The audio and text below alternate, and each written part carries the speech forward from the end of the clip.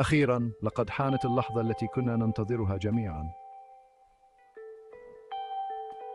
عودة مايكل شوماخر. في عالم الرياضة هناك أسماء قليلة لها صدى قوي مثل مايكل شوماخر. أسطورة على الحلبة. توقفت مسيرة شوماخر فجأة بعد حادث مأساوي في عام 2013. لكن الآن وبعد سنوات من الأمل والتكهنات عاد بطل العالم للفورمولا 1 7 مرات بشكل مفاجئ.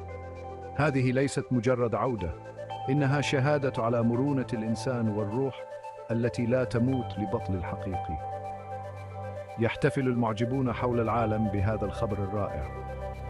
قصة شوماخر هي قصة مثابرة وقوة ومطاردة شغف بلا هوادة.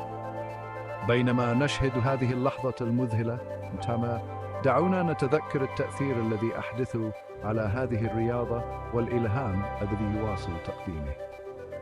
مرحبا بعودتك يا مايكل شوماخر، إرثك حي يرزق.